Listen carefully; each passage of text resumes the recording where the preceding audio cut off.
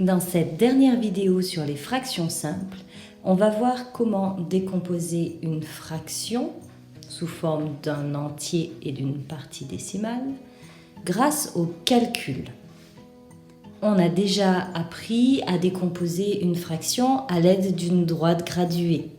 Par exemple, pour décomposer 7 tiers, je peux m'aider de cette droite graduée en commençant par placer 7 tiers. Donc, j'ai bien des tiers, mon unité de référence est bien partagée en 3. Et j'en compte 7. 1, 2, 3, 4, 5, 6, 7. 7 tiers est donc ici. On est d'accord? Je peux donc décomposer 7 tiers sous la forme d'un entier plus une partie décimale. Combien j'ai réussi à prendre de nombres entiers dans 7 tiers? J'en ai pris 1, 2, mais pas 3, sinon je vais trop loin. Donc j'ai bien 2 plus 1 tiers. Voilà.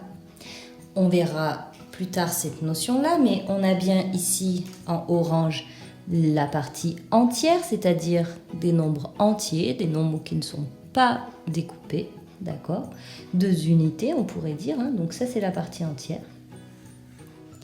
Et puis la partie fractionnaire ici, voilà, qui n'est pas un nombre entier, c'est un morceau de nombre. Ici c'est 1 tiers. Donc 7 tiers est bien égal à 2 plus 1 tiers. Ça, je sais le faire actuellement grâce à la droite graduée. Je peux même le faire dans l'autre sens. Par exemple, si je vous dis 3 plus 2 tiers. Essaye de placer 3 plus 2 tiers en mettant pause sur la vidéo et relance-la pour voir la réponse. 3 plus 2 tiers est ici. En effet, j'ai bien 3 unités entières, mais pas 4, ça serait trop grand sinon. Donc 3 unités entières, plus 1 tiers et encore 1 tiers, ça fait bien 2 tiers. Ma partie entière, c'est 3, et ma partie fractionnaire, c'est 2 tiers. À vous de me dire maintenant, sous la forme d'une seule fraction entière, à quoi c'est égal? 3 plus 2 tiers, c'est combien de tiers?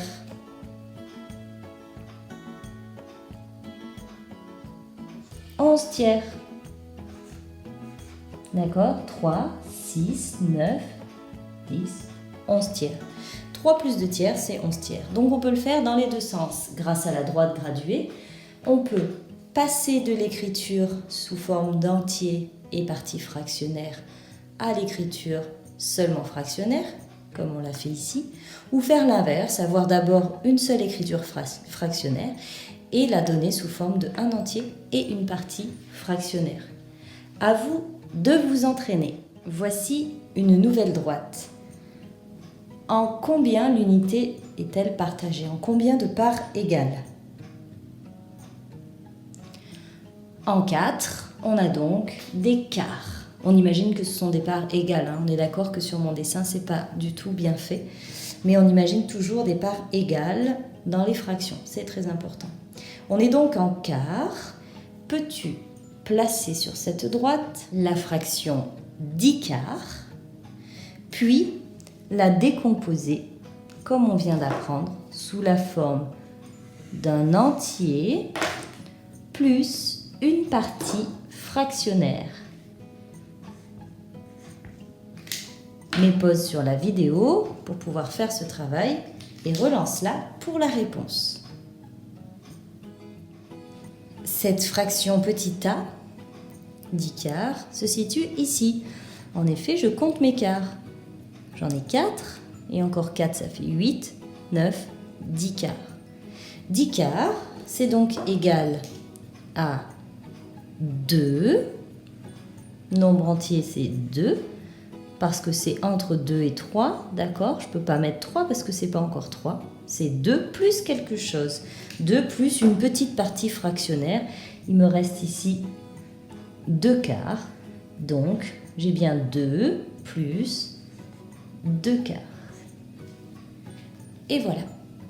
On fait l'inverse. On a maintenant la fraction B qui est 3 plus 3 quarts. Essaye de placer cette fraction sur la droite et de me donner ensuite l'écriture sous la forme d'une seule fraction en quart. Mets pause et à toi de jouer. Pour placer B, je dois compter 3 unités entières, 1, 2, 3, et rajouter 3 quarts. 1, 2, 3 quarts. Voici où est B, sur la graduation juste avant le 4. Si je veux l'écrire sous la forme d'une seule fraction en quart, je compte combien j'ai de quarts de 0 jusqu'à B. J'en ai 4 dans la première unité et encore 4 dans la deuxième, ça fait 8. Encore 4 dans la troisième, ça fait 12.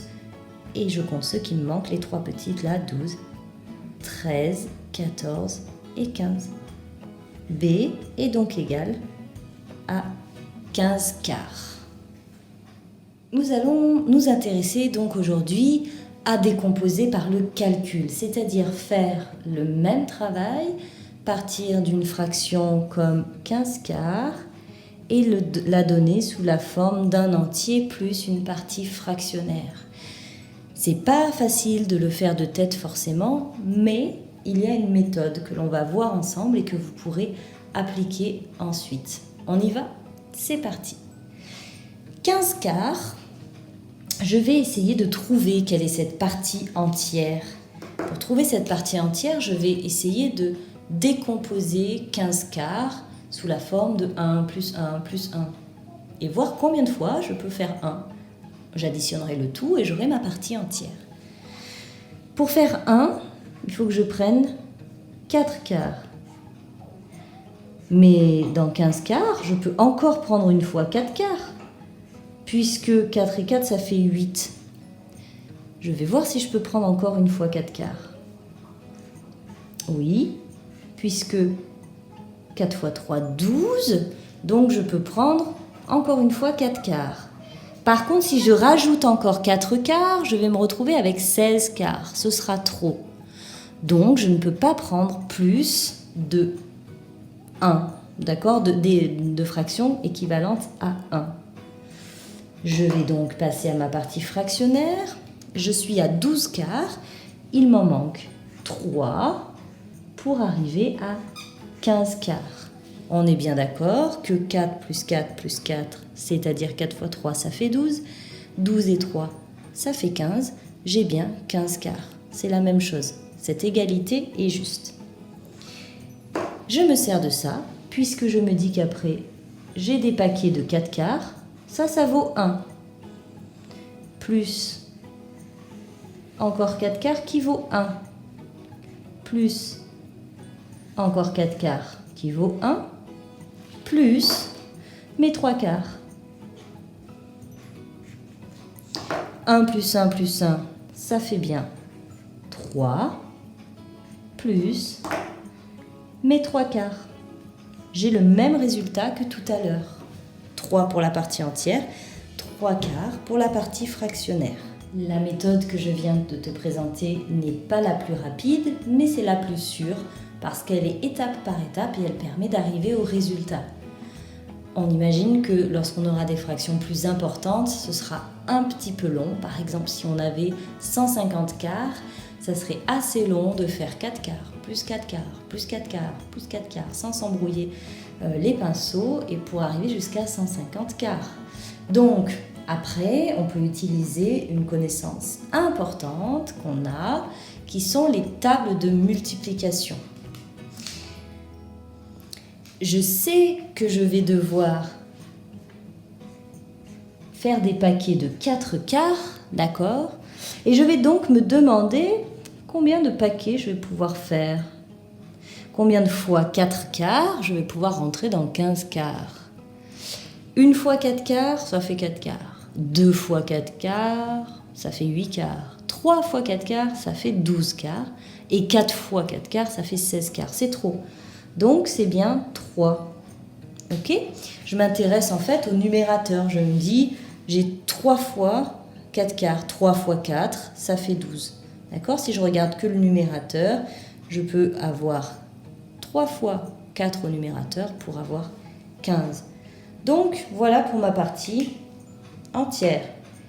Et ensuite, je suis toujours là à 3 fois 4, 12 quarts.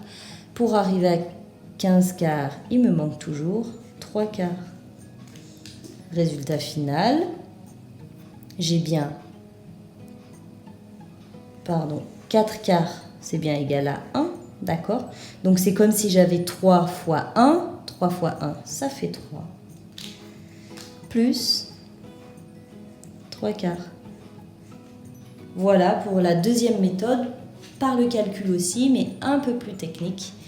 Donc on va apprendre les deux. En tout cas, vous allez pouvoir pratiquer les deux méthodes dans l'exemple qui suit. Vous allez donc décomposer 14 tiers. Vous allez me l'exprimer sous la forme d'une partie entière et d'une partie fractionnaire, sachant que on va essayer de ne pas utiliser de droite graduée. Ça nous permettrait de vérifier, bien sûr, mais l'objectif là est de le faire par le calcul. Moi, je détaillerai les deux méthodes que l'on a vues, mais toi, tu peux choisir celle qui te convient le mieux. Mets pause sur la vidéo pour faire ce travail et relance-la ensuite pour la correction. Avec la méthode numéro 1, je vais décomposer 14 tiers en paquets de 3 tiers, autant que je peux en faire pour aller au plus proche de 14 tiers sans le dépasser.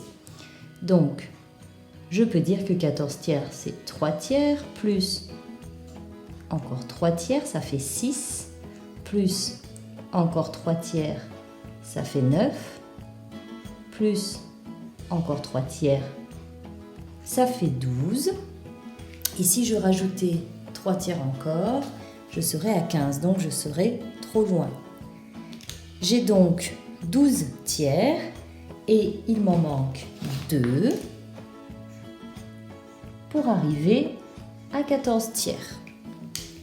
Je peux donc dire maintenant que chaque paquet de 3 tiers vaut 1. Donc j'ai 1 plus 1 plus 1 plus 1 plus mes 2 tiers qui ne bougent pas. 1 plus 1 plus 1 plus 1, ça fait 4, plus 3 tiers, 2 tiers, pardon.